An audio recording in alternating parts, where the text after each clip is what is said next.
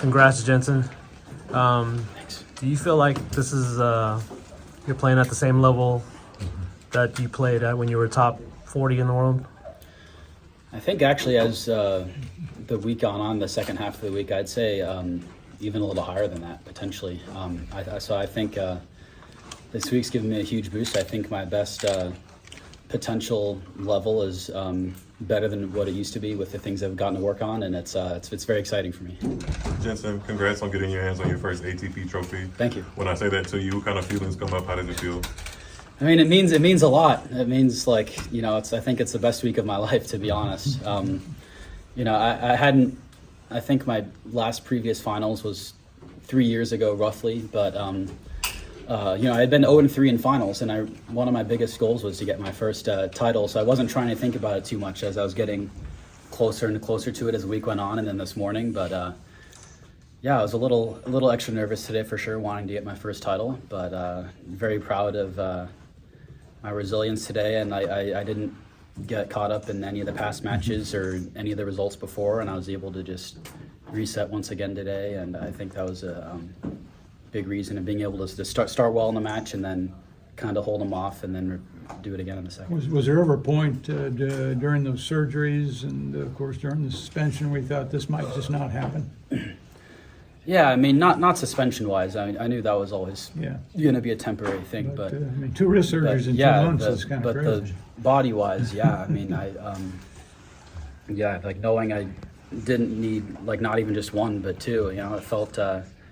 It felt very just unfair at the time and frustrating, and I didn't know why that needed to happen. And I mean, I was very scared for my future tennis at this highest physical level, of the game.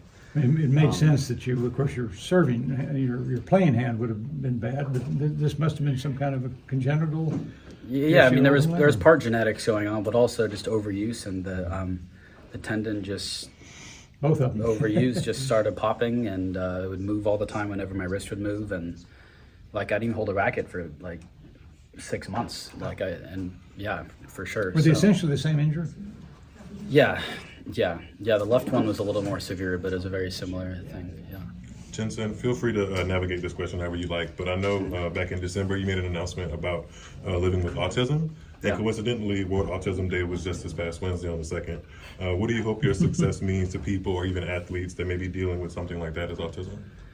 Yeah, I mean, one of my biggest reasons with sharing that was first when I was a kid, I never really had someone, at least in the tennis field, to really look to for that. And I think younger kids or anyone, I mean, first whether they're doing whatever in life, but especially for other tennis players that may have it, if they can see me as an example of being on the spectrum like that and dealing with some challenges, I hope that can give them a lot of confidence in the future that they can do it and not use it as a way to opt out or not believe they can achieve those things. I even saw one of the ball kids came up to me at the end and said she had it, so that was very cool for me. She had a big smile, but that's my goal with that. Have you spoken to your parents yet? No, we just a lot of pictures and just hugged with the team. Talked with the team a little bit. Just reflecting on the week, that was very fun. But probably tonight or maybe even tomorrow. I'll be off the phone for a little bit today. Yeah. What do you feel like tactically? Looking at your game plan today, were you proud of that you executed the best against Frances? Yeah, I had played him a couple times. Both had been a while ago, though, so things can definitely change in a couple years. But I think it was. I don't want to say too much on it, but I think it was pretty clear early in the rallies what I wanted to do, how I wanted to play, and I thought I stuck with that well. And I think even on the serve and return, I was in the first couple shots of the rally, I was able to get the point to how I wanted it to be a lot more than some other matches here, which is I think really big in my chances of winning.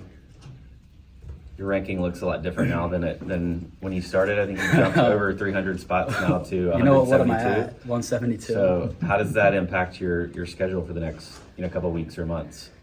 It's huge. I mean, you always I think every couple weeks to month you have to like look at where your ranking's at, and that can determine your next tournaments.